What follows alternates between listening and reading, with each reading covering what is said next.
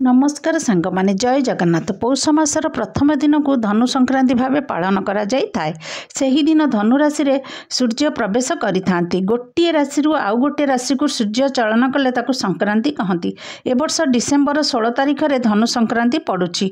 महालक्ष्मी एही मासरे बाप घर को जाइथांती। तेणु माँ जशोदा विभिन्न प्रकार सुस्वाद व्यंजन बनाई प्रभु कृष्ण बलराम को खुआउथिले, जहा किंवदंती रे लेखा अछि। धनु संक्रांति ठारू श्रीमंदिर रे पहिली भोग नीति आरंभ होइथाए। एक मास धरी पहिली भोग अनुष्ठित होइथाए।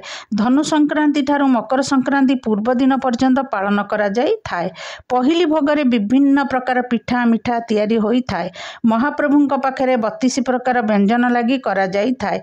प्रतिदिन सूर्य उदय पूर्व भोग लागि करा जाई थाए। श्रीमंदिर रे राति 2टा रे द्वार फिटा, 3टा रे मंगल आरती, 3टा 30 रे मैलम, 4टा 30 रे अवकाश आउ 5टा 30 रे बेश होइथाए। बेश होला परे पहिली भोग नीति आरंभ होइथाए। पहिली भोगरे पिठा विभिन्न प्रकार सुस्वादु व्यंजन लागि करा जाई थाए। प्रतिदिन सूर्य उदय पूर्व भोग लागि करा जाई थाए। गोपाल बल्लभरे यही भोग लागि करा जाई थाए। सूर्य धनु राशि रे प्रवेश करिथांती। तेणु धनु संक्रांति रे गोपाल बल्लभरे यही पहिली भोग समर्पण करा जाए। पहिली भोगर महत्व स्वतंत्र। यही दिन श्रीमंदिर रे पहिली भोगरे मुआ लागि होइथाए।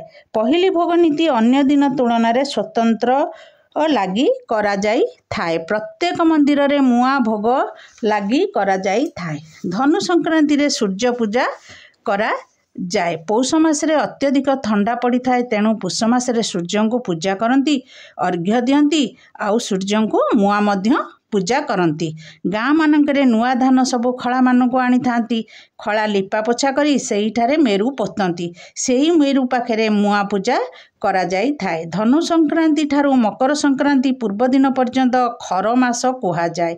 यही मासरे माने डिसेम्बर 16 तारिख रु जानुआरी 13 तारिख पर्यंत कौनसी शुभ किंवा मांगलिक कार्य करा जाई नथाए। बाघर, व्रतघर, घर प्रतिष्ठा, गृह प्रवेश इत्यादि कौनसी शुभ काम मांगलिक कार्य होई नथाए।